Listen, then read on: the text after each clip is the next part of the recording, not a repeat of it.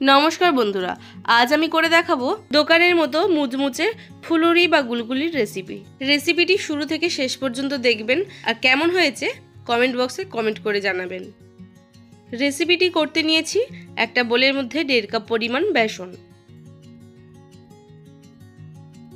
এখন এরই মধ্যে একে একে অ্যাড করে দেব 1/3 টিস্পুন করে হলুদের গুঁড়ো, লঙ্কার গুঁড়ো, স্বাদ মতো নুন, সামান্য পরিমাণ বেকিং সোডা,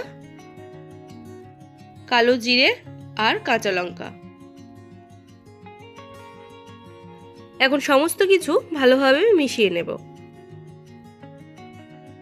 মেশানো হয়ে গেলে ব্যাটার বানানোর জন্য এরই মধ্যে অল্প অল্প করে জল অ্যাড করে দেব।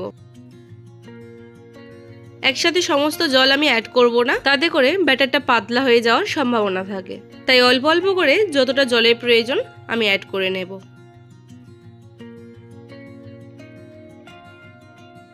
বেসনটাকে যত ভালোভাবে মাখবেন ফুলুরির ভিতরটা ততটাই সফট হবে। দেখুন ব্যাটারটা আমার একদম রেডি। ফুলুরি বানানোর জন্য ব্যাটারের ঘনত্বটা ঠিক এমনই রাখতে হবে। এখন ফুলুরি ভাজার জন্য কড়াইতে দিয়ে দিলাম বেশ কিছুটা পরিমাণ সাদা তেল। তেল গরম হয়ে যাওয়ার পর কিছুটা পরিমাণ ব্যাটার নিয়ে এইভাবে গোল গোল ফুলুরির আকারে তেলের মধ্যে ছেড়ে দেব। ফুলুরিগুলো ভাজবার সময় গ্যাসের ফ্লেমটাকে মিডিয়াম টু হাইতে রাখবেন।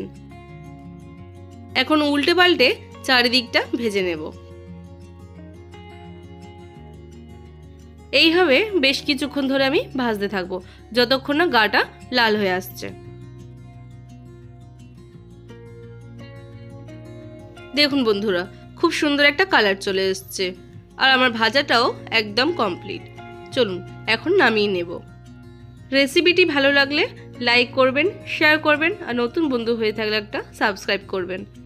এরপর দেখা হবে অন্য কোনো রেসিপি নিয়ে। ততক্ষণে ভালো থাকবেন, সুস্থ থাকবেন। ধন্যবাদ।